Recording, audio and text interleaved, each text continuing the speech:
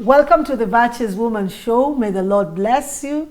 And thank you so much for tuning in. It's always a pleasure, a joy to come to your homes every Sunday evening.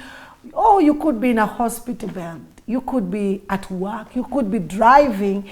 And you could be watching this as a recorded program. But we just want to welcome you and to tell you that we love you, we value you, and you are a virtuous woman. My name is Reverend Ruth KAYO. I'm your host, and this is the Virtuous Woman Show. The Bible says in the book of 2 Timothy chapter 1, verse 7, that God has not given us the spirit of fear, but the spirit of love, of power, and of a sound mind. I repeat, a sound mind. All of us, one of the greatest blessings that we can walk with is when we have a sound mind. And today we have one of us who is going to take us through mental health. We are going to incline through mental health. But our subject today is self-care. You want to know how to take care of yourself. I want to know how to take care of myself. But we will be majoring on mental health. And you know what? In her book, she has said, making your mental health a priority. Welcome with me to the studio, our guest this evening. Karibu sana. Asante sana. Yes, you look very lovely. Thank you. And thank you for coming. I'm honored. May God truly, truly bless you. Amen. We want to know more about you. Why don't you introduce yourself to us? Thank you so much. And I'll say like 1,001 times. I'm so humbled and honored to be here. So I'll start by my name. My name is Rachael Anyona. I am a consultant counseling psychologist here in Nakuru. And I am also an author of this book, The Concept of Self-Care. Wonderful. I am a sign language interpreter also, yes. And of course, a mother of two lovely children, Wonderful. Amani and Jabali. Wow, good names. Yes, and married. Wow. Yes. Wonderful. I am a wife. Wow, you are a wife. You're taken. Yes. Totally. Thank you so much, Rachel, for coming. Yes. And maybe someone is wondering, what is, maybe let's start by saying, we're talking about self-care. You know, when we were in school, growing up and in primary school, we were taught about some self-care. Yes. I don't know if that includes the hygiene, or what is it really when you talk about self-care? Self-care is very, very wide. It does not have one universal explanation or definition of what self-care is. But again, what we were taught in school is still not far away from taking care of yourself, because it was mostly hygiene. Yeah. And you'll get to realize that hygiene is making sure that everything is in order, looking good and feeling nice. Yes. And it's as well another form of self-care. So, well, yeah, it has some points on it. Okay. And also it is very varied from one person to the other. Okay. In as much as we have a concept of self-care, there are so many things that you can do from outside this book that can make you feel good. And it depends from person to person. Like, for instance, my self-care, it could be music and dance. That's my therapy. Yeah. And to someone else, it is aqua. They just want to go into water and have fun with some water. And to the other person, they just want to go play some games, or maybe they'll be out in the field. So it is very relative. It doesn't have a universal sort of explanation, but well, it is still as important to individual needs. It's actually tailored to meet your different needs. Yes. Yes. And so this self-care, when leads us all to the place of mental health. Yes. Okay. Kindly elaborate on mental health and what is mental health? Again, mental health is so wide. It is a very big topic, but it encompasses of our physical wellness, our emotional, psychological, spiritual, social. Like, it is quite dynamic. To say that I am mentally well or my mental health is optimally working, you have to have all these other factors constant and working as well. Of course, you might not have everything scoring 100. It is all right. but it has to be average. Yeah. Yeah, like for instance, spiritual. You have to have a spiritual power. You have to have maybe read spiritual content. Like for my case, I would read the Bible because that's my content, my spiritual content. I have to listen to spiritual preachers. Let's say people that I am aligned with. You get. Yes. So it is let's say a dynamic kind of wellness that actually works towards someone's entire life building. It's like a tree with branches. So mental health is the tree. Then you have branches of wellness, other forms of wellness that build together to make this tree the tree that it is. Yes. And I can see you've written this wonderful book here and about the concept of self-care. And you are narrowing it down to mental health and making it a priority. How was this birth? What inspired you to write on mental health?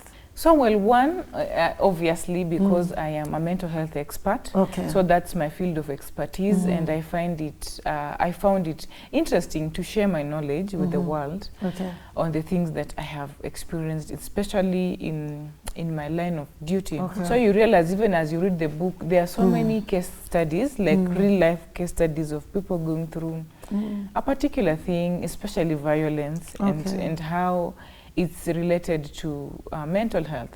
Gender-based violence is not something that we can throw above the roof and just say or pretend that maybe it's not there.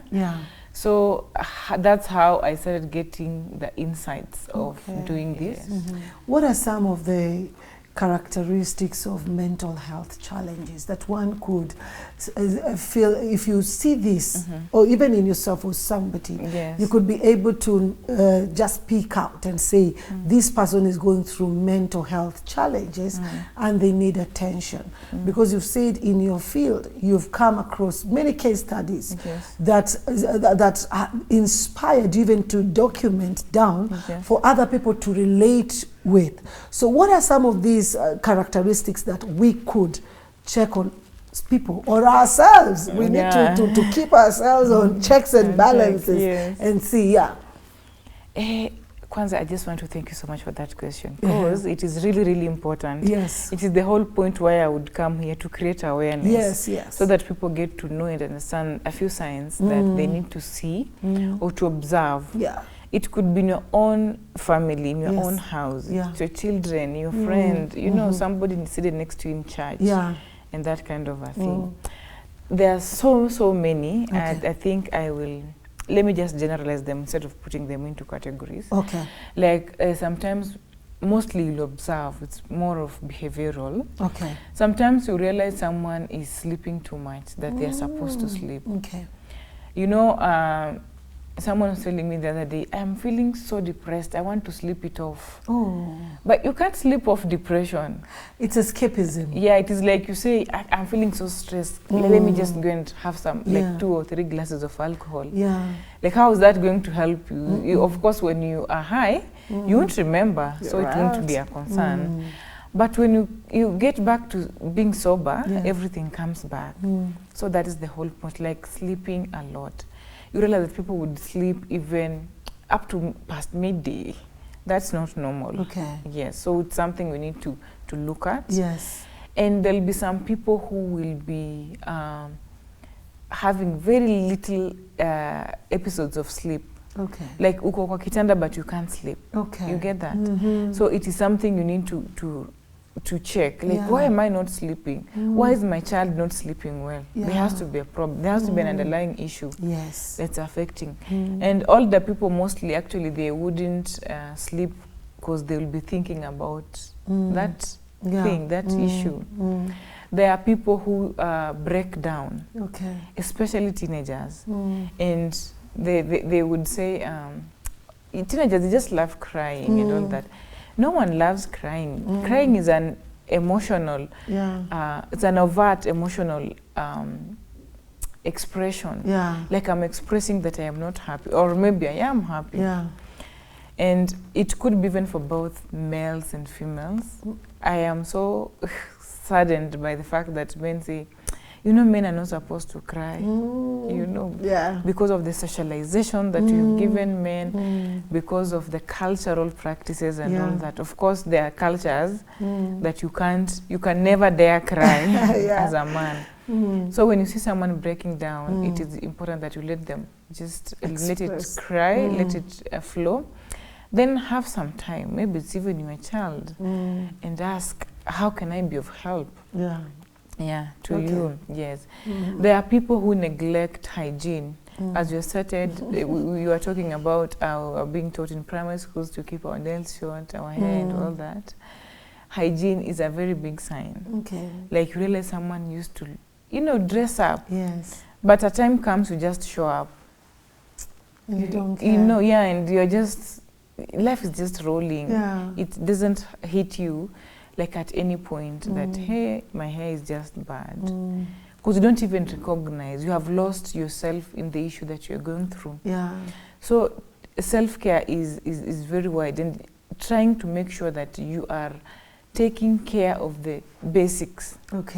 Just waking up, brushing your teeth, taking breakfast, being optimistic for the day. Even ironing. There are things that someone has been doing and now they're not doing. Someone has been so neat and organized, and then all of a sudden, they just don't care. And because we've seen some people doing that, and then we say, maybe it's their stage in life. And yet there's something that is deeper than this issue. There's things that we are seeing on the surface. Absolutely. And I like what you said, the first sign where most people go through and they begin to sleep because they want to forget.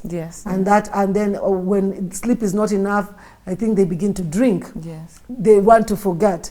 All that does not solve the underlying issue. No, it doesn't. I believe you're being helped by our guest this day. She's talking about mental health. For those that are joining us, she's talking about mental health, which is very important, and how can we know that someone is going through mental health challenges. We'll take a short break. Call your sisters, call your aunties, call somebody that you care about who would be helped just by listening to our guest, Rachael Anyona. We'll take a short break. We'll be back after this.